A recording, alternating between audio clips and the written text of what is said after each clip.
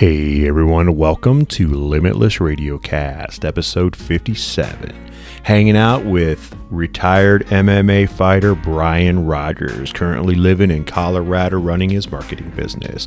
We get into all kinds of great stuff in this, his background, some original fights when MMA really just started and it was really big here in Ohio. Brian is from Ohio.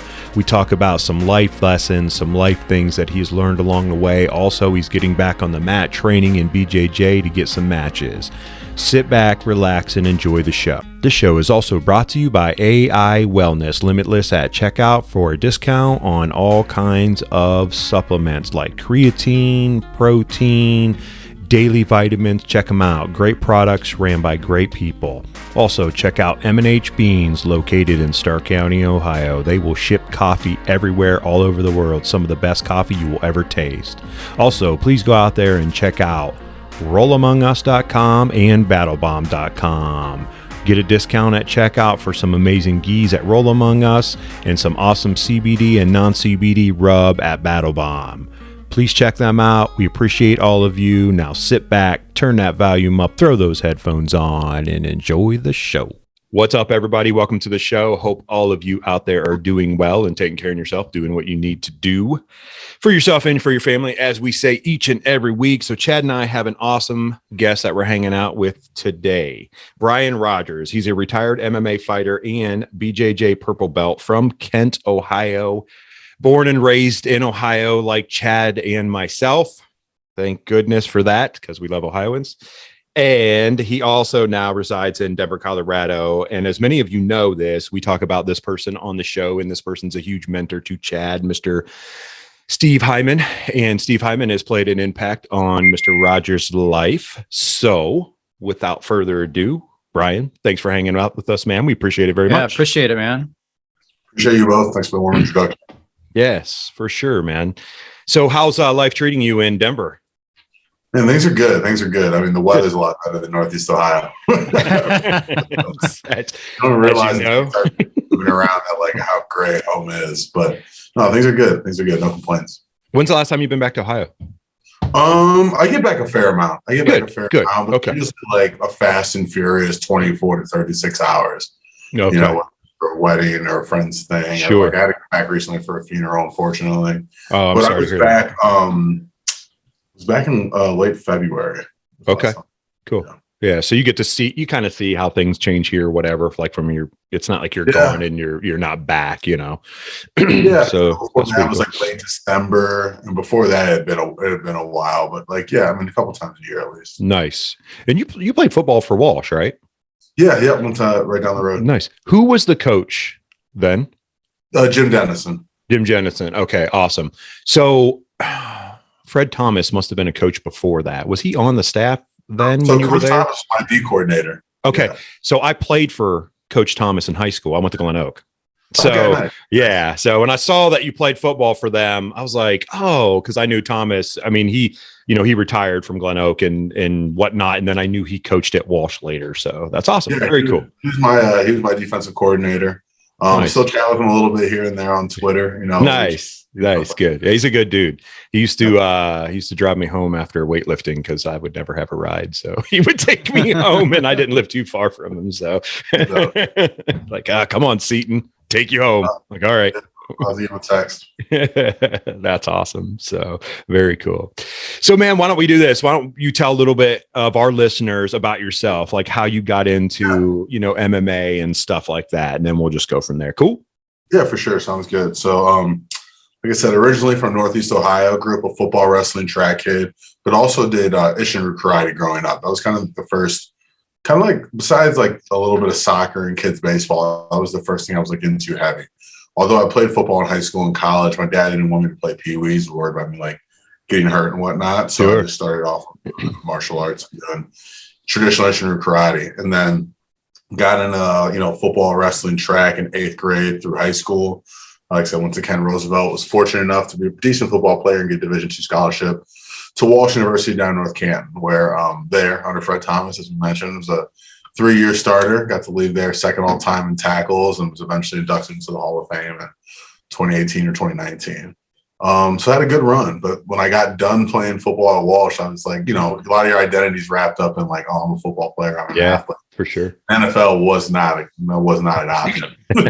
So wanted to still participate, wanted to still do something. And I remember the summer before my senior year, this is like 05 going to 06, the Ultimate Fighter was blowing up on Spike. And I started doing, looking around for, places to train. And the only thing I came across was Griffin Raw up in Menor, which used to be ran by Jason Dent. So like my summer, like I went to like 1 or 2 BJJ classes up there, like summer of 2005, and then finished football up in 2006 and got bit by the bug pretty fast and wanted to start to do something. So that's when a couple friends of mine that I was working out with at Bally's, some of them were training at Victory Martial Arts under Terry Blackwell and Rick Blackwell. And then some people I think have been training with Mr. Hyman then as well. And so those were like the 2 spots around like 06 or so, 07 that like I knew like I could go get some training and try to figure it out. So jumped into training, and in November of 2006, I had my first amateur fight after about 6 months of training and about 22 years of being athletic, So I got bit by the bug, had about 5 amateur fights, 4 and 1 as an AMI. And then never forget getting a phone call in like early 2007 to try out on a very short-lived reality show called The Iron Ring, which was on BET. Oh, okay. Had celebrity rapper coaches. My celebrity rapper coach happened to be Lil John. And that was a wild experience. That was February 2008. That fight was NBA All-Star Weekend on Monday night. Oh, man. But I went down to the tryouts, and it was only heavyweight, middleweight, and lightweight. And like we went down there, it was in Atlanta. And Juan Canero, who's the ATT black belt, he was like the special guest referee. But I got there, and these dudes were just fighting to get on the show. Like there was no money. They just wanted to be on. Yeah. Like John Bullet Fields, was an Ohio guy, went down there and he fought and got on the show. But I was like a tweener. I was like a 210, 215. And I was like, I'm not fighting heavyweight, and couldn't make it to 85. I just showed up there for like a workout. I didn't know it was right. Fight. So, that was my opportunity to turn pro, cut down to middleweight, and had that first fight in February 2008. So lost that fight, started my pro career 1 and 2, and then Ryan won 6 or 7 in a row while also attending the University of Akron, where I was a strength and conditioning coach for the Zips, doing it as a grad assistant. And then in May of 2011, Bellator, took a liking to me and signed me. They knew I was an athlete with a little bit more education than most. So during that time, they really took a lot of the president, CEO, head of marketing, things like that, really took me underneath their wing. Started traveling with the PR team, the production team, and things like that, just kind of like learning, observing. That's what kind of segued myself into marketing and business and things like that. I'm in today, but flew Bellator for 5 years, like I said, from May 2011 to May of 2016. Got to the MTV Music Awards, BET Awards, got to travel domestically and internationally to South of France, Italy, all kinds of places, and just, had a decent career. Very cool. Yeah, like you got to travel some. I still want to know. So, what does Lil John say to you as a coach? What's interesting is I remember like him and I believe Rick Ross came in the locker room like beforehand, and like Rick Ross, this is no way. Awesome. It's like Lil John is like that dude. Like he's got the chalice in his hand. Oh yeah, all of that. And he came in to like give us a hype talk, and I was there with Marcus Marinelli, the head coach of Strong Style, and I remember he was coming up, and like I didn't have much to say. I was quiet, and Good. He was like hyping everybody up, and I just like didn't have the words. And then he was like, "See, that's why I like you, Predator. You don't talk, you don't say shit. You just want to get out there and fight." But really, I had nothing. Nothing to say. Like I got nothing to say.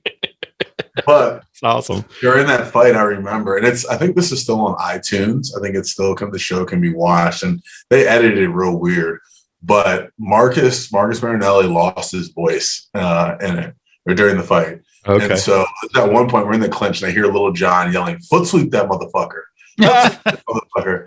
So I was trying to get the guy on the ground, and like there's certain times in my MMA career where I just contemplate like, what am I doing with my life? What is going on right now? You were given an opportunity and you were going to take it, man. That's you know how it works, especially in the combat sport world. It's like, if you have an opportunity, you better jump on it, because, there's someone else is going to take it. Someone else is going to take it. You know what I mean? So yeah, 100%. There's limited opportunity and there's unlimited money. Right. Exactly. Right. or zero. Or zero. Right. You More just like show that, up. yeah. Like, here's your envelope. There's nothing in it at the end of the night. You're like, man, you participated. Yeah. Right. Exactly. But Brian, as a fan, as somebody that was, involved in the martial arts too, that time of MMA in Ohio was awesome. I feel, all those NAAFS fights and, it was good people we met and friendships we made and just an awesome time for Ohio MMA, I feel. Yeah, absolutely. If you kind of look at that, like that was a wave and a rush, and like kind of look at it, and I get real back and forth sometimes about like when I watch NBA guys or old fighters, like NBA guys and old fighters, they start doing commentary, like the bitterness just sometimes, Yeah. I don't know why those sports in particular. But I look back, like if you look back at that wave in time, and there's just a lot of guys and girls came out of that wavelength of MMA who went on and like some of them are still active and are still competing that came out of that era. And so it's just one of those things where if you look back, like a ton of good athletes and fighters came out of that time and era. And like, I personally haven't seen like a crop like that come out of Ohio around that same 2, 3, 4 year area. Yeah, no way. I remember so when the NWFS got that Sports Time Ohio contract to be on TV, and I met Mr. Hyman up in Akron somewhere to like watch it. I don't know if it was at the Barley House, it was somewhere. And we were back in this room watching it, and he introduced me to Stipe. He's like, "Hey, this is Stipe. He's going to be a big deal." I'm like, "All right," and then 15 years later, here you go. It's just crazy the people we came in contact with. Yeah, 100%. I mean, it was one of those things. It was kind of like the level of athlete was getting better, and like the ability to access good coaching was like starting to widen. The internet's starting to boom a little. Not starting to boom, but like from like a social media aspect, right? Like that, picking, steam, Facebook, like I think Instagram came around in 2010. So just that tipping point, kind of page past MySpace, and then it was Facebook, and then that social media started to take off, and now we have social media where it is now, where it's all doom and gloom. Not really, but you just ignore that stuff and move on. Like watching people like, hey, so and so is going to fight this person, or so and so is going to do this. It's like, come on, guys, just wait and do it. So, do you still watch stuff now? Not a ton. Okay. It's been interesting. Yeah, I tune in for the guys in Ohio when they still fight. If there's a big fight, and the guys in Ohio. And then when I moved to Denver in 2014, I started training out of Factory X. So I still watch some of the guys that I trained with and fought that I fought with, things like that. But I'm not as dialed in as I used to be. Really, I just got back on the mat myself in the last couple of months. Like my last MMA was 2017, and I started my first ad agency and just kind of got like in my mind, I was like, all right, I had a fight. I tore my labrum in my rotator cuff, and I was just going to rehab it and come back. I had left Bellator. UFC said win 3 fights in a row, we'll sign you. And I won. I fought in Mansfield, Ohio for one, and then in March of 2017 in Denver, won like a local belt. And I tore my labrum in my rotator cuff, and I was like, okay, I don't want to do surgery, so I'll just do rehab. That'll be 9 months. I was like, I'll start this ad agency. And like in my head, I was like, I'm gonna be like The Rock and Gary Vee. It was like it's only gonna take like 6 months to do this, And I haven't fought since. I don't mean to laugh, but we all like put ourselves in a position, and age plays a factor as you keep going in life. And then you're like, oh yeah, I'm gonna do this in this amount of time. And then later you're like, crap. You're like, it's like not working out that way. But hey, man, you started an ad agency, so that's awesome. Like, good on you. Like that's, then I'm assuming that's a huge passion of yours, right? I mean, from schooling, didn't you if I recall, that's what you said you went to Akron for, right? Well, what's interesting? I got my master's in sports science, that was in coaching and leadership, but I feel like just methodology and just the way I've connected and engaged with people has helped me really understand people from a qualitative aspect, like marketing and messaging, and just like how to get information, messages, and ideas in front of people. Came through a lot of that as far as just leadership and connecting and building teams and things like that. So I give kind of that the most credit for like how what kind of like pushed me into business, if you will. Sure. Did it help like traveling like with Bellator and stuff and seeing the other stuff? I know, you talked about that a little bit ago here in the show, like where you were you were, and you seen that, you got to see kind of like the ropes of what goes beyond that most of us never see or don't know. Yeah, absolutely. Like I was fortunate, like I think in 15 fights, I was the main card 13 times, but before or after my fights, like I was in the production truck, like wanting to hang out with the production guys and see how that was working. Yeah. And, like I would talk to like Anthony Mizuka was the director of communications and for PR and stuff, and like asking just how things went, like what was the advertisement plan, like what were the ticketing plans, what are the local activations, like really wanting to understand that. But a big thing that kind of just like blew my mind open was my first time going to Europe. I got to go to Sportel, which is like the world's largest sports multimedia marketing event. And I got to go there with the then VP of business development, a guy by the name of George Pappas. And it was just like the south of France. And like got to meet Chris Froome, who had just won the Tour de France like once or twice, and like all these other elite athletes. I got to go 2 years in a row. Wow. Actually. Okay. Just like the first year, Bellator just did a deal with Fox Latin America, and we're going to be like in Argentina, and like all the Fox Sports Latin America guys were there. So it was like dinner and drinks with them, talk about the sport and the deal that they were going to do and things like that. And then I made connections with just the people in Monaco and at Sportel. And the next year they were like, hey, we want to get more MMA people. And they hit me up. They were like, can you get us Vanderlei Silva or Ronda Rousey?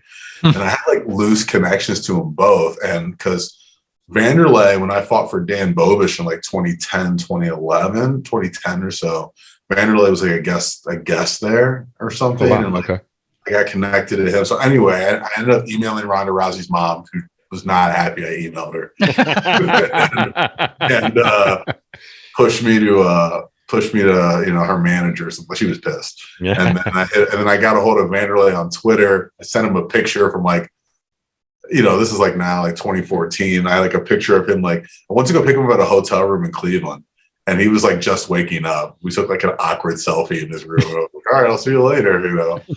So like I DM'd him, and then he connected me to his manager, his wife, and it got going. So then I was like, it was weird. That was like the beginning of like a changeover almost, where I was like, they were like, hey, you're gonna be Vanderlei's like chaperone and like make sure he gets to places and stuff like that. And I'm like, this is weird, But yeah, stuff like that came really interesting for me, of just like understanding the dollars, the cents, the sponsorships behind things, how ad buys work, and, all that kind of stuff. And it's such an intriguing area. And so my wife is a, pronounces, and I was just going to do it in layman terms, but she's graduated from OU with her journalism degree. And then she got into like marketing, and she actually worked for our local paper for years and then moved up, became editor. She actually now works for Kent State Start Campus as communication director.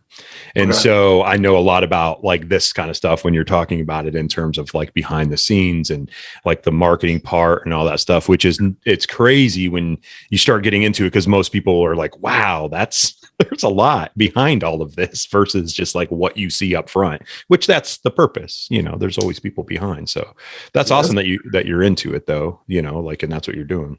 Like I was, I consider myself not much of a digital marketer, like on the brand, the creative, the storytelling aspect, putting together campaigns. Like I always tell people, like I've always been a connector. If you guys are familiar with like Malcolm Gladwell in the book, The Tipping Point, where he talks about everyone's a connector, maven, or salesperson. Like I was always a connector and said, hey, you do this, you guys should chat, and traveling, reading, learning more. That's when like some maven like information came in the world of like marketing and things like that. And then leverage that in the sales. And so it was kind of an interesting journey just overall. Like for me, I just, I knew as a child, like more opportunity would come being good at football and helping to get a scholarship. Sure. Right. Well, okay.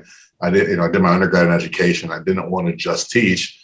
So that's when MMA and the business aspect came in. So it's always like Marcus Marinelli told me very early in my career, he's like, you got to use the sport. You can't let the sport use you, and so that was something that I always focused on. Which is probably the greatest advice you can give an MMA fighter or a combat sport competitor at any level or in anything in combat sports, because as we know, doing this, a sport will use you, and it will use you to get everything out of you it can. So you got to be mentally prepared to put yourself in a position to say, I'm not going to do that. I'm going to be, I'm going to use the sport for my benefit to succeed. And that's not a bad thing, everybody out there who's listening. No. You know, that's how it should be. Go ahead, Brian. Yeah, I think I got flack for that a little, not flack for it a little bit, but there was times where like I was going back and listening to some old fights. I have a lot of my Bellator fights. And I think because like I was very present and aware of like the limited opportunity that I had and things like that. And so I was like, you know, wanted to make the best to promote myself and things like that. But like there's sometimes I'd go back, like I looked at a fight, and I like the guy. Dom Steele's a friend of mine, but I fought Dom Steele in December of 2012 in Ohio. And I was watching the fight, and the commentators were like, Dom Steele says Brian's only in this to get famous and he's not a real fighter and this and that. And I just like laughed at it looking back, like, man, I'm trying to get every dollar out of this that you can, because there's only like 4 to get, you know, to begin with. Yeah, so. For sure. And that's what some people I don't think understand even now, when there's a lot of stuff like that being said and people are like, oh, and now I still do believe there's a line that's drawn, you know, because right now there's a lot of fighters that cross that line and get families involved and so on and so forth, which I'm not down with. But I'm also old school, you know, older. It's just kind of a respect thing, whatever. Young kids can do what they want. But but I see it like that, like what you're saying. It's like, well, people are like, man, they're so mean. And I'm like, you have no idea what they're doing. Like that's all purpose. That's all to get every penny they can out of what they're doing. And that's smart. Okay. That's smart business. But you know, so that's awesome. Very cool. So man, when you were here, did you live on campus at Walsh? I'm assuming you did. Yeah. You didn't drive back and forth to Kent. You're like, hey. No, I was on campus, just being in the dorms. I think I was on the dorms for my first 2 full years at least. Nice. Have you been down to the campus within so many years? When's the last time you were back? I was back. I got inducted to Walsh's Hall of Fame in early 2019. Okay, so you got to see a lot of the. Yeah. I stopped back to change. You know, I still know some of the staff there. I've spoken a little good. They've really built the campus up. They've really made it nice. You know, not that it wasn't before when you went there and stuff, but I mean, they've definitely built on that, obviously. You know, and putting the tunnel under Main Street there and going over to the fields, and then obviously building the campus up. And there's all kinds of dormitories. And my experience on Walsh was, hey, there's a party. Yeah. Go. Like, sure, why not? I don't know anybody there. I was going to U of A then, but I was driving. I was living back here in Canton and driving up to Akron for class. So, but that's awesome. So when you were here, so Victory's still in Canton. So you were training at Victory for a little while, right? Yeah. So like kind of right out the gate of college, like say my amateur career was basically 06 to 08.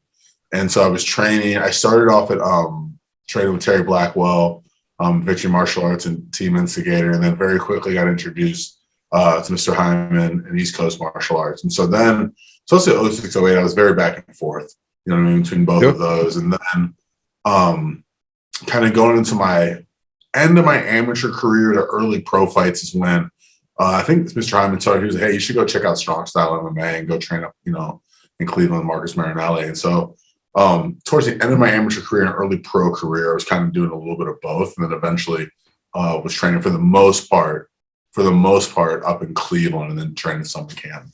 Okay, nice. Is Mark?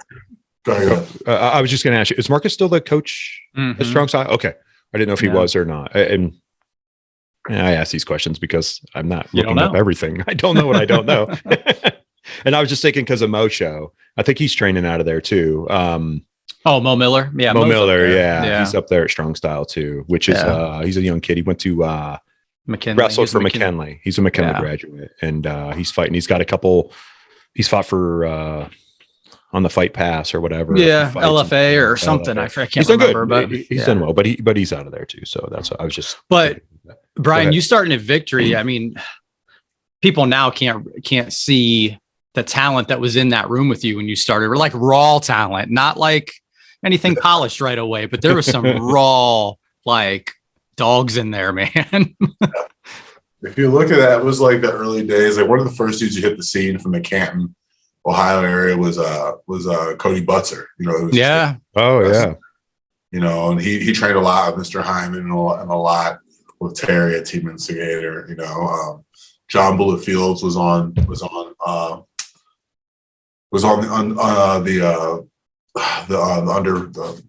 Iron Ring show. That's Iron Ring. Oh yeah. Okay. he was on that. He was close to get on the Ultimate Fighter a few times. Chuck Ellison was a really good amateur fighter.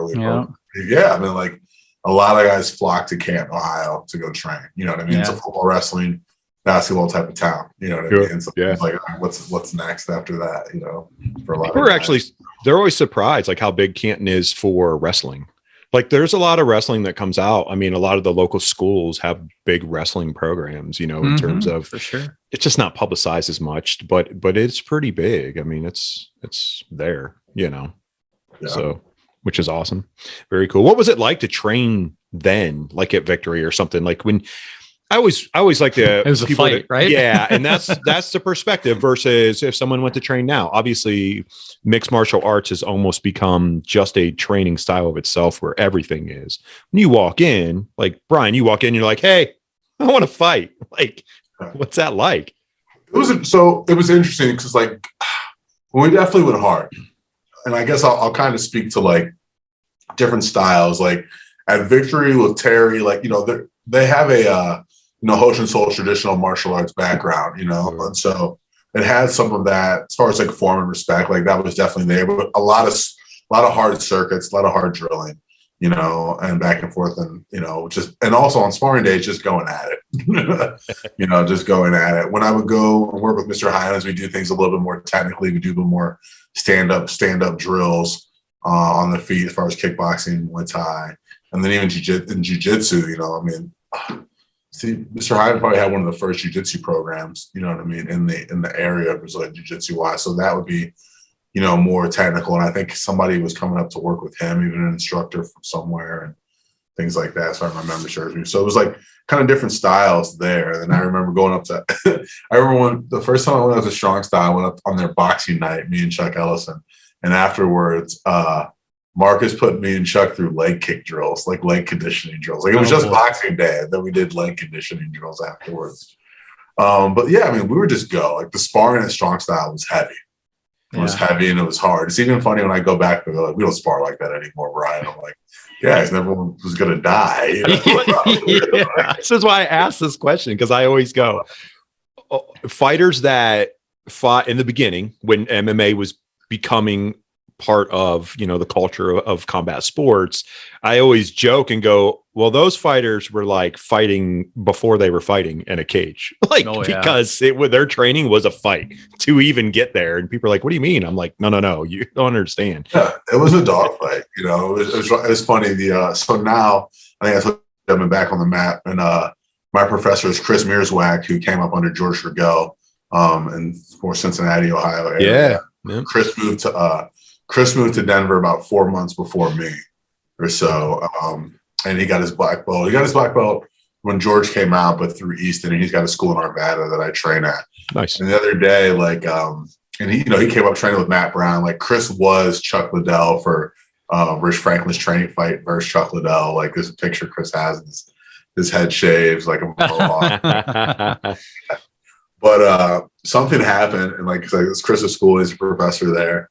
And he was like, and I was like new to the school, like people didn't know me. I'm just like just a big random guy who is just in this jiu-jitsu school, And Chris was talking to the crowd, and he's like, we're going to talk about gratitude, and we're going to talk about paying your dues. He's like, none of you guys got the shit beat out of each other like me and Brian did. And like people don't even know my name. Like, he was like, Matt Brown, Rich Franklin kicking the shit out of me. He's like, Brian Rogers, Trevor Forrest Pez, Jeff Cox, Stevie Myosic. Like, we're taking care of you guys on the mat and being nice, and like you're learning in a safe environment, like not like fighting for your life, which is like how it very much was at this time. For yourself, right? Yeah, it's different. It's funny, even like getting back on the mats now. Like, it was definitely like I was focused on business when I stopped fighting in 2017. Had a lot of life things going on, kids and then being born and things like that. And a relationship that was up and down, and really stepped away, from it. And like getting back into jiu-jitsu the last couple of months, it's been tough. It's been emotional. Like it was, I went to the, first of all, 7-minute rounds. You're not in shape, and you're coming back on the mat, and there's 7-minute rounds. It's like, yes. Like that was just ruining me. I have no cardio. You know what I mean? Like, I probably should weigh 220, 225, and I was like 245, 250. It was not good. And I remember like I went to the bathroom and I came back and Chris was like, "Are you all right?" And I was emotional. I was like, "No, I'm not all right. I should even be in this advanced class. Like, you're just not in shape and this and that, you know." And it was funny. I came back to even Jiu Jitsu at a time where I walked in on a Sunday to see Chris. I knew it was his school and I hadn't been there like in a year or 2 years since he opened it. And this was like not having a good day. It was just like I need to put myself into something like now to get some things back on track, you know. So it's been different. Like I think I've always had a athlete's mentality, like athlete and martial artist, but although I was a fighter, thinking about like training and competition and things like that. And now, I'm 38, like I hope to get my black belt by 45, and not maybe I'm pushing it off, you know. Yeah. I don't know, but I got my purple belt in 2014, got a couple stripes on it, and then quit fighting in 2017. So I just got off the mat altogether. And so now I'm like, okay, let's get back into some tournaments. Let's get back into training and have some like micro goals. But it's still tough, like just beyond that on the mat and a learning and growth. Like you're not just trying to win anymore, and you have to like beat that out of you though, because also like people want a piece of you when you're a little bit big, you look a little different than everybody. Like, then like you're picked out of the crowd. There's a guy, his name's Anthony. He teaches at Eastern Nevada. He's purple belt. He teaches the kids class and stuff too. We were like, "You want to go?" He's like, he's become a buddy, but he's like my like mini nemesis when I first went back in there. And I'm like, "You want to start on the ground?" And anytime anybody's like wants to start on the feet, I'm like, "Okay, yeah, let's go." You know, because I love to start on the feet. I'm gonna try to judo throw the shit out of you, or trip you, or sweep you, or anything embarrassing from the feet. Like I'm going. And we're going back and forth, and he tried to throw me, which is like, don't insult me like that, you know? And then I ended up hitting like an Uchimata, like a big throw. My buddy Chris looks at me, he's like, "You guys got to calm it down." And I'm like, he started it. You know? So getting used to having like to pivot from that is different. But, I was always known as a striker for the most part, in my fighting days. And so like now I want to put some, fight to win Brazilian Jiu-Jitsu based out of Colorado. So I definitely from those tournaments. I've done one fight to win stage fight before, and so really want to put my head there. I'm trying to go win an Masters Old Man World Championship at some point. So, that'd be awesome, dude. That's it would for sure. Yeah, good for you, man. To get, like when you're in this, it's hard to leave it. No matter what, even if you want to or you have to. We've talked to many people that have had to step away for life reasons, but you came back to it and you love it. Obviously, you loved it before and you love it now. It's just a matter of getting your mindset back into doing that on a grind, on a regular, because you know what it takes to train and It's for life, man. It's like I realized, like, and even now, like over the last week or so, I haven't been as consistent as I could, but I was going through goals with like friend, the strength and conditioning coach, Scott Van Horn out here, is a member of the OPEX community. And I was going through stuff with him. He was like, "Brian, you need to set some specific goals, or these are just don't matter." Yeah. And so really try to work back to that. And like, to me, that's like, how do never always done the right work, but never had great cardio. A lot of your breathing can be tied to like energy, nerves, feelings, emotions.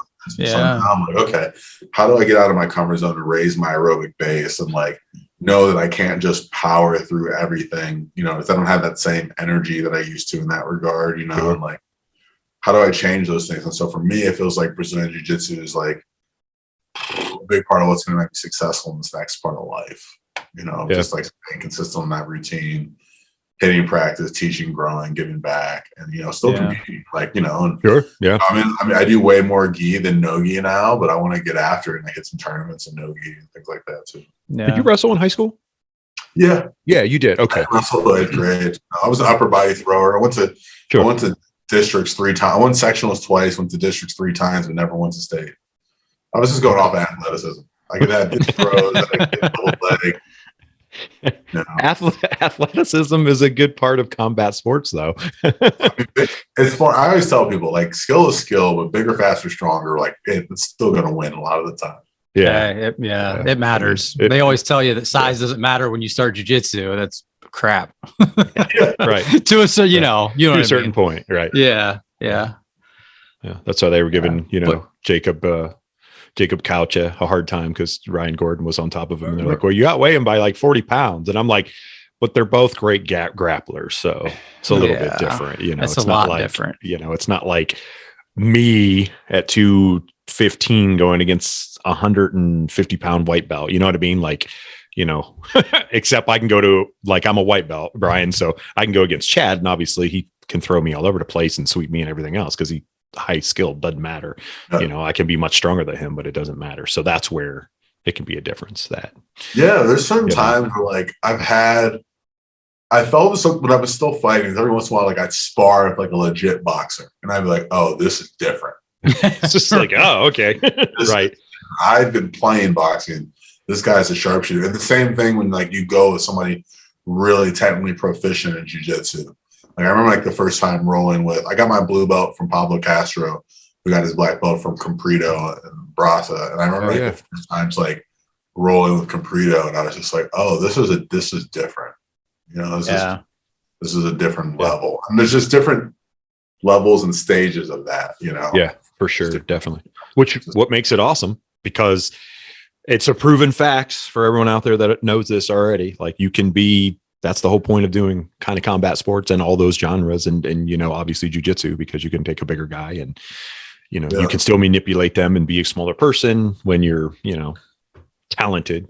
When you're spazzy white belt, you just go at it like two bulls in a china shop. And that's what I did in the beginning until I was like, oh, you're old. You probably should slow down. You don't have that athleticism and you can't go. It's like 7 minutes crazy anymore. You thought it wasn't. Could. Yeah. It wasn't just that, Brian. It was me yelling at him too. Stop it.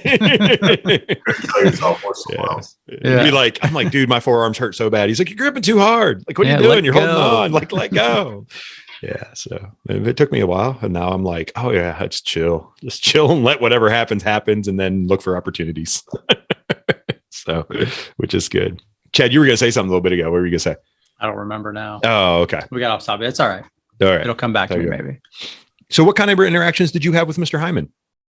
Man, so like from those early days when I was an amateur, like fighting amateur, and then to the early pros, like, the Sundays at East Coast was like the open mat, you know what I mean? Nice. A lot of people hit, and then I would go there to train some. But then also, during all my early fights, like Mr. Hyman commentated my first pro fight. Several of my local fights, nice. Commentator for us. Okay. So it was in cage ring announcements afterwards and stuff, and so like the beginning of my like training and amateur career, like he was very much coaching. Coaching and doing privates and small groups with us on the side and whatnot. And then just like things pivoted, like we were still training some together, but then he was starting a position and doing more commentary and more media stuff and things like that. So it was almost like the fights are almost like more of like a catch up time, Okay. Stuff. It's like, you got to win so you can talk to your friend in the ring afterwards. Yeah. Awesome. There's a lot of good memories and pictures. And I look back because I have these different pictures from, times of, as a early pro, late amateur, early pro, of different fights, and sure. Mr. Hyman being a commentator and interviewing me afterwards and things like that. Cool memories. Yeah. I told Terry too when he passed. I remember you contacted me about putting his picture on that banner for your fight, which was really cool. Really cool. Yeah, I have there's certain people that make an impact, and it was, Mr. Hyman always saw me as more, it's like LeBron saying, more than an athlete, his whole he's more an athlete. And like, Mr. Hyman always saw me for that. And we would have a lot of like conversation about fighting, life, things like that. Like, very early on, he, would give me advice on like the sponsor on the business side of things and things like that. And it was just always holistic conversations, Yeah. And like I said, outside of like my parents, the best people around me have been teachers and coaches, and Mr. Hyman always just, he just gave his best to everybody around him, you know what I mean? Day in and day out. And so, and cancer is bullshit. It's such a terrible, for sure. terrible, it is. Yeah. And even like chatting, I didn't talk to him as much as he kind of went through it, but just to see how his mind shifted perspective on life. And like, I was fortunate to get like a little bit of that information, those words, and see, that as well. So, yeah. just gratitude, man, for people who help you along the journey in the way, you know? Yeah. You talk about being a connector. That dude was the ultimate connector, right? Maybe, that's how I met you, from him coming to open mats. And he was just always, if two people were in the room that didn't know each other, he was going to introduce you. You know, that's just how he was, so. Yep. That's awesome. A lot of good stories. It's really cool because obviously I built a huge relationship with Chad. And that we've talked about it. We actually did a show just, Chad did whatever, talked about Mr. Hyman. We've had Dom that was on, and I don't know who all was around Chad, like when Brian came in the East Coast. Like, well, Dom Guarini, and it's Shannon. There's some guys. Okay. Yeah, Shannon and Pete, and there's a few guys. Yeah, and we've taught, and they all, and obviously Mr. Hyman's made a huge impact on all of them as yourself. Just that same thing, like the cultivation of culture and talking, and almost being more than a coach. In surrounding, like you talk about. You have those people in your life that make a huge impact like that. And I always preach to people all the time. I'm like, make sure you have good people. Like I have 3 kids. I tell them all the time, surround yourself with good people. Like, it's like you leave in the morning, go to school, it's like, and I talk about having people at your table and stuff. And I've, had the fortunate to see people like yourself, Chad, Pete, Dom, like the way they act. And then I go, okay, that's because Mr. Hyman instilled that type of stuff in them. So that's very cool, man. So that was like the core group, like kind of coming in, like I said, Chad, Shannon, Pete, Dom, we're coming. It was like the core group. I remember of like us, like really getting into jiu-jitsu, like, yeah. Core group of guys. And it was funny. I was looking at the website even before this, like, on the karate side, KJ Shaheen, like he's done my eyes a few times for fights. Yeah. Oh, nice. Like that, Yeah. Everybody's still hanging around. Still there. Yeah. And a bunch of new people. Yeah. The program's big. We have a lot of jiu-jitsu people there. I mean, a lot of it's big. Obviously everything's big there. I mean, the karate program's huge, and MMAFit's huge and stuff. So it's still going really strong, and stuff like that. Mr. Hyman probably put Brian through a couple MMAFit workouts, I'm sure, back in the day. Yeah. I was kind of like, I feel like he was like developing program in the curriculum. Like I remember like you were the guinea pig. He was like, I think I remember like even like the back of like, oh, we just got this license, and like, you know what I mean? Like talking like the business aspects of it, and being like, program and building type of stuff. Good old days. It's good stuff. So do you have a goal of when a tournament? Do you have, if you picked a tournament, or are you just going to keep going until you feel? So, man. So originally I looked and I was like, all right, August 27th, there's a fight to win. I was like, okay, that's good. I can do that. But then now I'm in June 11th, and I'm like, are you trying to get in it sooner? Yeah, because I'm just like, might as well just put yourself, like, you're not gonna die. You know what I mean? Like, you're not gonna die. And so, especially like of like having like fought before in MMA, like I always tell people, like, we're like, where do you get your energy and confidence from? I'm like, if you get your ass whooped in front of your family, well, I tell people all the time, I'm like, I don't know which it is, but like getting your ass whooped in front of your family and friends, there's not much worse. Right. On the same side, the other thing, I'm like, and then like winning a fight in front of your family and friends, like, doesn't feel like there's much better. So like, it's a weird, humbling thing. But I'm like, all right, I just need to like hammer it and just be consistent. Yeah. Like I don't need to get in my head about this being a big training camp and that. I just need to go just train, just train, man. And then show up and just go to the thing, and then see how that feels. I mean, I've been exhausted plenty of times after grappling tournaments, and and then try another one in August. But I'm just like, I'm a person who likes to read a lot of books, wants to wait for the perfect plan, and this and that. And sometimes you just got to put things into action. Mm-hmm. That's what I'm kind of seeing like right now in myself. And I'm a big believer in like reverse engineering success, like process, performance, outcome in terms of goal setting. Like you want to be champion of the world. Okay, you got to fight 5-minute rounds. So if you got to fight 5-minute rounds, that means you probably need to have good strength and conditioning and nutrition. Okay. And you better hire a strength and conditioning coach and nutrition. Okay, you better start meal prepping and cooking instead of going out. And so I'm like, okay, I need to get more healthy, get more active. A tournament will kind of launch that in the thing. Okay, but if I can't go to a tournament unless I'm in jiu-jitsu 3 days a week. Okay, or I'm in jiu-jitsu 3-4 days a week. That means I got to get this around business. I got to do this with my water and food. And so like rewinding it back to get there is like kind of what I'm in the process of. And so Yeah, I just kind of made that decision this week because I was like looking at Nice. August 27th as one, but I was like, I need to do this. I need to do this June 11th. You know, I feel like for me, it's a bit of it's weird. It's like kind of a comeback phase in my life more than anything. You know, as far as you know, being done with fighting in 2017, a lot of like, even though I started the ad agency, like a lot of life turmoil and changes, and like dealt with a lot of like depression issues and, you know, figuring out a divorce currently and a lot of things like that, you know? Yeah. And so now it feels like, it's like that, you know, we're the hero. We can all be the hero in our own journey. And it's like been ramping back up. And now I feel like now it's just time to go and take that next step. Yeah, Just for go, sure. yeah. I think it'd be nice too you can kind of slide into some of these tournaments under the radar, right? You said, was it 13 of your 15 fights were main events? On TV. Main card, but yeah. everyone was watching, right? Yeah. Now you can get into these tournaments and just kind of fly under the radar, right? Yeah, you know, it's interesting. Just like, yeah, you know, like I need to start out with just doing like, just do no-gi and just do your age and weight class, or like maybe the purple belt absolute, depending on how big the tournament is or something. Right. Like that, you know, Right. But I want to compete. I want to get after it. You know, it's just like this alternative. You know, like I need something to daily challenge me. It feels good to feel dangerous. Sure. You know, And it puts that confidence in yourself. I mean, it makes you feel good because you're doing something you like. So you're going through a lot of changes. You're going through a season in your life. So now your season is you're getting something to motivate you to project that season to a positive standard instead of sitting around or going through other things. This can help propel that season to be successful by getting into something that's, you know, you get to see people at the mat that, you know, this in a combat fight world, you have a family, you get a family, even if you don't want a family or you weren't looking for a family when you get there, you know what I mean?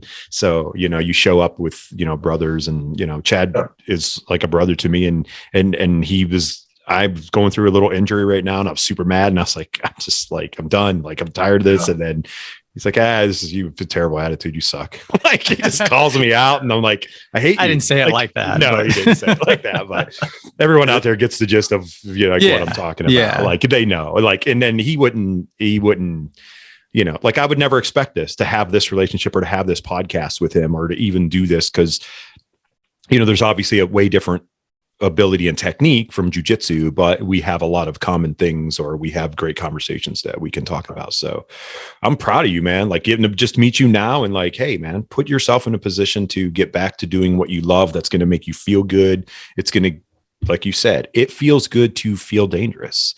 And people that don't do this do not understand. You don't get that. Yeah. You don't get it. And I'm sure, Brian, once you slap and bump hands in a tournament, you're all in. You're back, all in, right? Yeah. It's like there's no tiptoeing in the water, right? I'm back. Yeah, you know, and that's what's going to feel with the tournament, is just be able to get after it. Even like just getting back now, like on the mats and stuff. Like, everybody from the Eastern community has been like great, and that, you know, they have 6-7 different schools across, you know, across Denver. They're big. Yeah, you know, I'm all Easton, Elliot UFC veteran, Elliot Marshall. I've been on Elliot's podcast. He's a great dude. I'm going to connect you guys to him. I got a couple people in Colorado. Oh, nice. Awesome. And whatnot. But I really like the program and what they've been doing. You know what I mean? Just overall. And like, me and LA we never really knew each other well, but it's kind of connected through social and just following his content and whatnot. Like I said, he's big.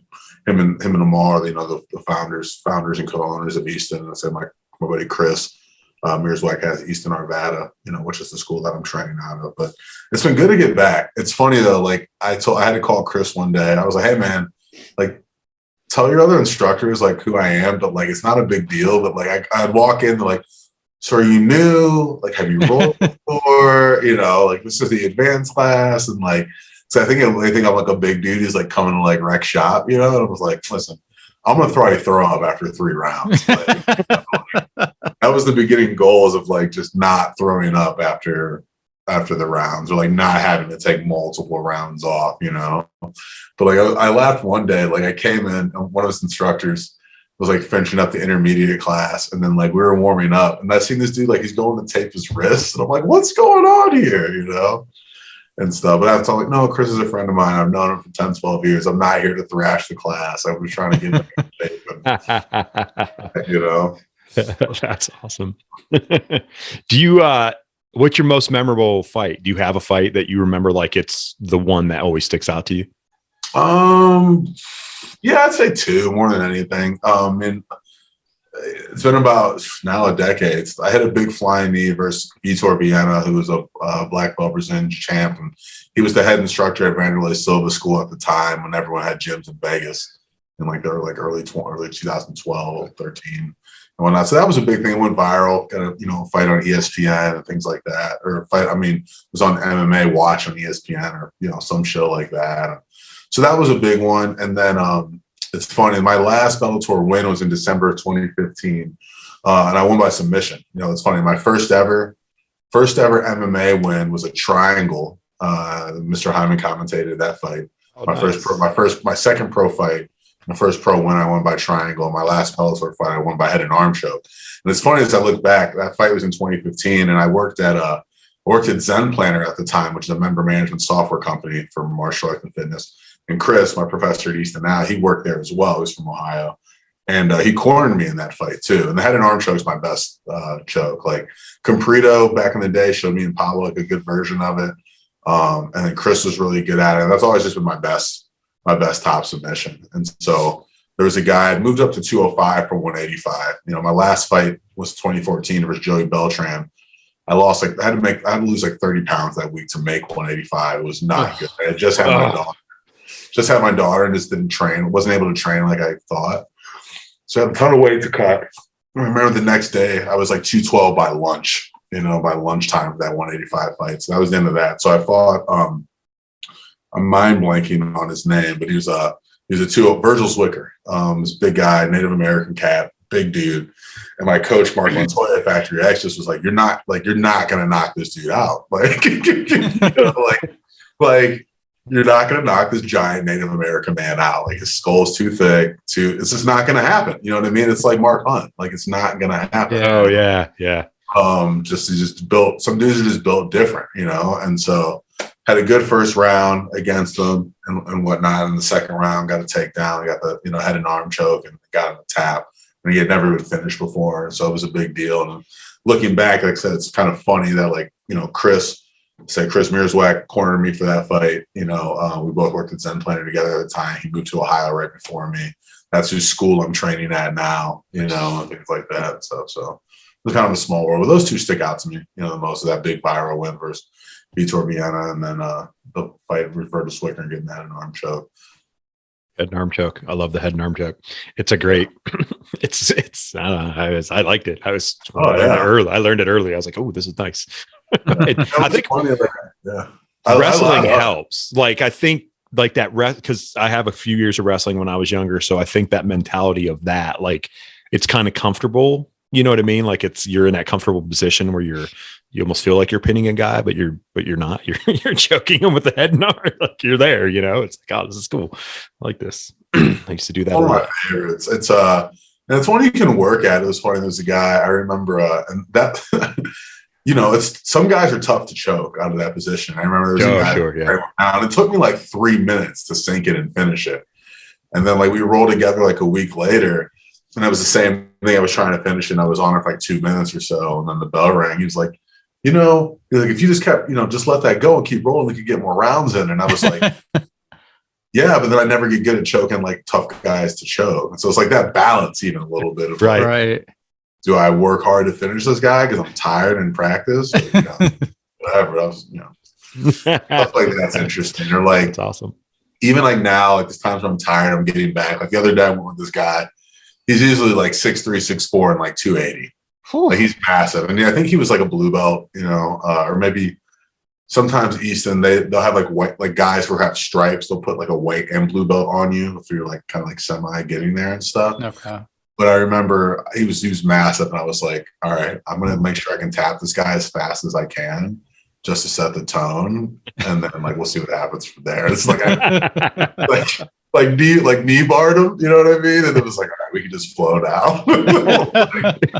I just want you to know that I know what I'm doing. So and then you're like, it was funny. There was a guy in town. You know how it is always when somebody comes in from school you don't know, and especially like they're coming from out of state. So a couple of weeks ago, there's a dude. He's probably about 260. He had some size on me, and he was a blue belt from Texas. And like we slapped and bumped hands, and he went right to it, and just was like I was on my back, and like normally if we're going from the knees, unless I pull guard, like you're not dropping me, you're not taking me down from the knees or whatnot. So I'm on my back immediately, and like catch an arm bar. And like tap him, he's go ahead and leave the arm hanging there. Then he goes, we go back, and he goes at it again. And then I'm catching him like in a head and arm or something. But he was going hard with everybody. And then he started getting mauled. He ended up leaving practice like 20 minutes early. It was an open match, but dude just was going ham. Like it's been interesting to like control that in myself, and then like I'll watch other people not control it. Not control it. Yeah. It's funny. I've heard this too, like about people, being drop-ins or whatever, going to other gyms. And I always ask people, because I've not done that ever yet. And it's like, people are like, well, it's different. Either you're worried about what they're going to do to you, like, cause you dropped in and you're like the new guy, or you go crazy, you know what I mean? And then everyone like whips you and it's like, oh crap, maybe I should just be like, hey, how you doing? Just want to flow. You gotta kind of let the home place set that tone, right? Yeah, like whether you come in hot, man. And also me, is running a business and being a head instructor. You represent the gym too, even out of town. You're like, oh man, them guys at East Coast are jerks, right? Or right. So you got to be careful. Yeah, this dude, I forget his team, but he was all his gi was so super branded up. Looking like a NASCAR. I was going to say, as Chad calls it, NASCAR. I just got new patches on one of my lanky gis, and I walked in, and Chad's like, "Hey, NASCARing up that gi." I was like, "Yes, I am. I'm old. I like patches." Hey, look, we talk. Look good, feel good, right? That's right. Like good part of it. That's right. I'll be 45 in May. Yeah. So, what were you going to say, Chad? Go ahead. No matter where Brian lives, he's always diehard Ohio. He's always repping Ohio sports teams. So what's your thought on the state of our sports teams right now? It's interesting. Like, there's a big Browns bar in Denver, and I used to be a client of mine, actually. Oh, nice. On the game day, like I got to get there at 9 a.m. to like lock down seats for my friends. Wow. I got friends now full and stuff. Like a backers? Is it like a Browns backers? Yeah. Nice. So like the vibe's good in terms of like the people in the community and things like that. Like you can go to the sports bar with a bunch of people. It's like overnight the Browns office just said, "We're done with you, Baker." Yeah. Out of nowhere. Like not like there was no him hauling around. It was like, Deshaun's here. He's still not traded. I don't know if he will be, either. Right. 18 millions of hard pill to swallow for other teams, not knowing whether he's going to start for them. You know what I mean? Right. However, John Dorsey is involved with Detroit now. He's not a GM, but he is with like their scouting part, which he still lives in Berea. Him and his wife still live in Berea, but it's kind of funny because I'm like, well, he's with Detroit, and Detroit's kind of in that fluctuation whether they're going to keep the quarterback that they have. So Baker could go there and maybe start. I'm not a Baker hater. Like I think he has an opportunity. I think he's talented. Obviously there's some growing up stuff that can be done, but that's part of maybe this was his extended college years in Cleveland. It's kind of like the LeBron factor where people go, well, when he went to Miami, it was like he was in college. When he was first in Cleveland, he went to Miami and he became like a professional, and he was around people who were, decent leaders and a leadership team. And, not that they didn't have that with the Cavs. And then he was, go ahead, Brian, go ahead. LeBron drug that year he went to the finals in his first 4 or 5 years. Like Sasha Pavlovic, he drove. It was LeBron and 4 corpses. Correct. Yeah. Yes. Yeah. Like yes. Yeah. Was it 2007? I think we went to the finals. That team was so bad. Yeah. When they played, Larry Hughes. Where's he at? Yeah. Larry Hughes. Remember they gave him that huge contract for a 5-year contract, and it was like, wait, so crazy. But we were that's like arguably the worst team to ever go to an NBA final. Yeah, for sure. It's like none of those guys. Like if you look at probably like the all NBA or like whatever, like they're never on. I mean. Like where's Ira Newble? I think he's selling cars somewhere, right? I mean, it's crazy. It's crazy. The team now Z I can never rip on because I've always loved the big dude, and not that the other guys I would rip on because they're obviously way more athletic talented than I am to play in the NBA. But as a fan outside looking in, yes, I'd be like, that team was they had no business being in that final. You know what I mean? Against it. He's a 2-3-time All-Star. You're not winning championships with and people hated LeBron for that, and it was like I've never hated him. I've never disliked him for anything, for leaving or whatever. I know people, and I look at sports differently. I don't allow myself to get invested, with that emotional part of it because I'm like, it's a business, man. Like they're taking care of their family. They can't just be like, hey, I got to do for you. Like every fan out there. And it's like, oh, come on, man. Like, that's not how the world works. Like I get it, but it's a bummer. And it's the same thing with the Browns. It's like, Baker's going to be the man. I'm like, I can see, like, look, I want Deshaun to do well. Like, I don't care whatever is to be and that other stuff. Like, look, at the end of the day, I want him to succeed. And if he comes here and succeeds and he's a top 10 quarterback in the NFL out of 32 teams, I'm totally okay with that because. Well, yeah, like I've said, I think they've sold their soul to win a Super Bowl. Oh, yeah. Right. I mean, I just feel we went from like the Browns kind of clearing their name and being on the up and up to now it's like, oh man, just a lot of, a lot of drama and politics and stuff now. But I didn't think it was like, I was surprised that they let Jarvis Landry go. I know. Yeah. Oh, it's so. I was just like, okay. They're like, well, we got so-and-so. I'm like, oh, great. We have one good receiver again. Right. Right. That's what I know when everyone's like, hey, we got Cooper. And I was like, look, I like Cooper. He's a good receiver. I was like, but he was good with Dak at Dallas. Like he was just good. He wasn't like a top receiver. And I know he's 26 years old, going to be 27 by his season. But I'm like, but still, I would like a leader a little bit older like Jarvis because he's been around the league for a while. He knows how to lead people. You should have kept both of them dudes. They should have. Yeah. Like, there's a lot of noise on Twitter that maybe he'll sign, but if he's really wanting what he's hoping to get, like that 20 mil a year type contract is what he's looking for. So I don't know that Cleveland has the cap space in order to do it, but maybe they'll work something out. I don't know. It'll be interesting to see, they'll probably do something like sign AB. Like Antonio Brown or something, because they're already on that train. Not that there's anything wrong with Antonio Brown, but I mean, he's super talented, but still, it's like that's something I could see Cleveland doing now. I mean, I have no clue what's going on with the Guardians.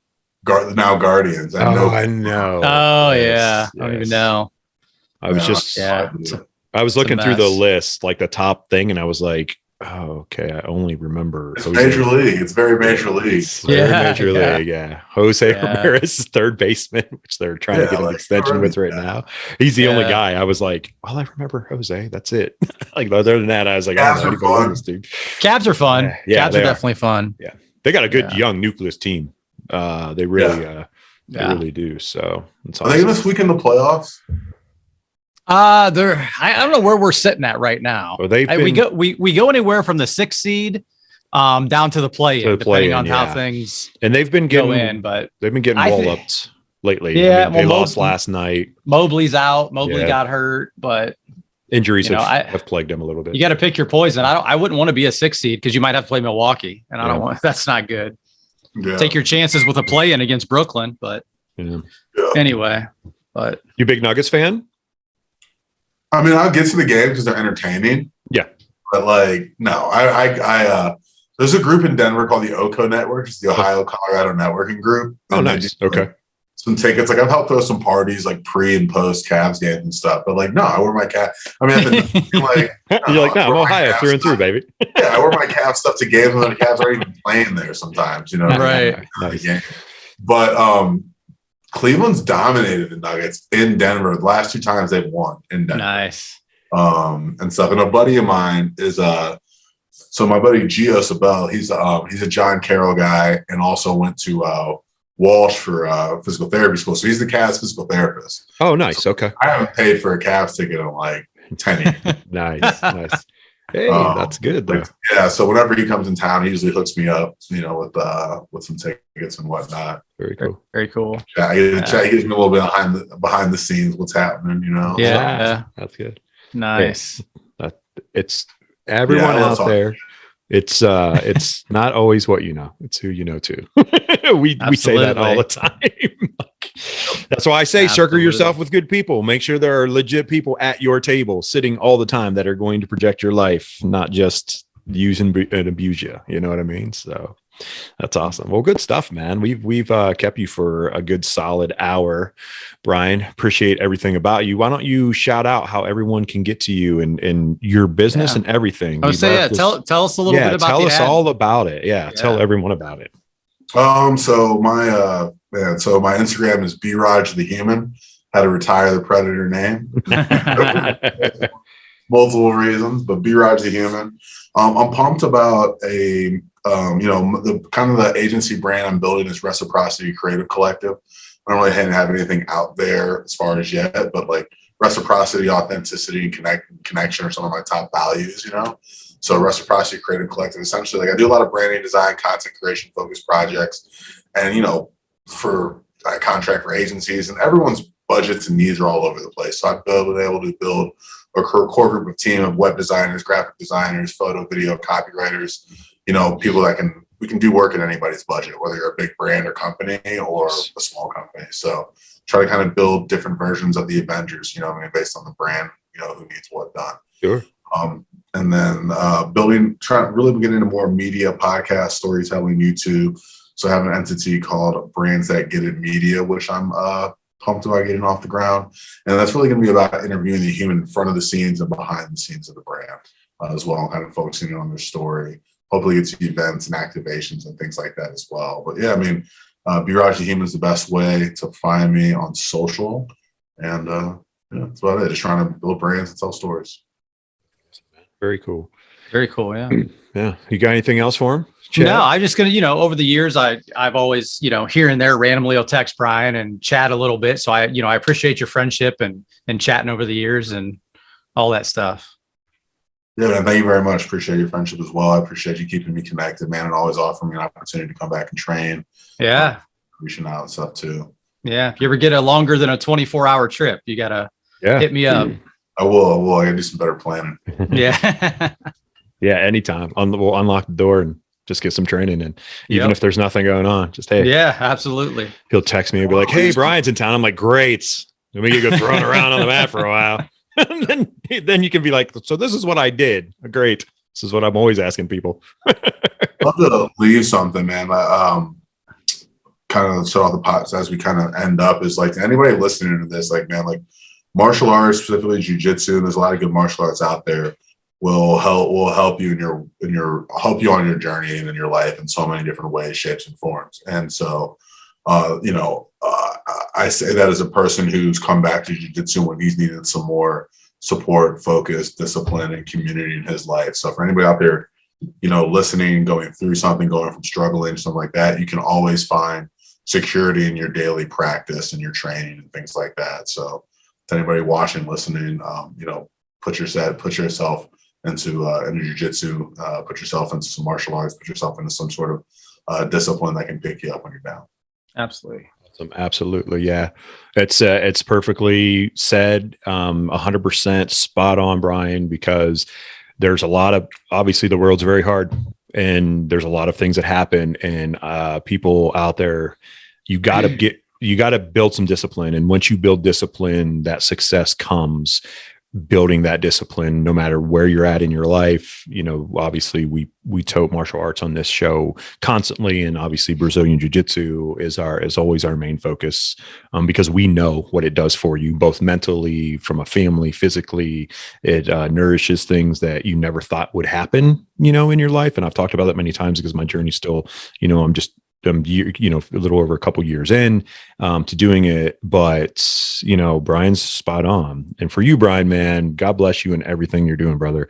Keep up the great work. If you need anything, man, reach out to Chad, the show, whatever we can do, to help and promote things and do whatever we can. We tote on this show. We want everyone to succeed at everything that they're doing in their life. And if things are rough or whatever, reach out and we can, talk and do whatever. You know how it is. Life's a journey.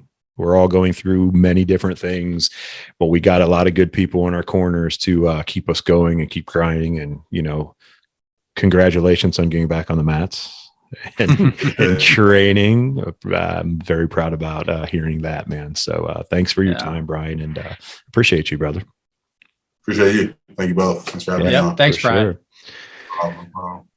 Yeah, for sure. All right, everybody out there. So we appreciate all of you listening each and every week. Remember, don't put limits on your life. You have one life to live. So live your best life.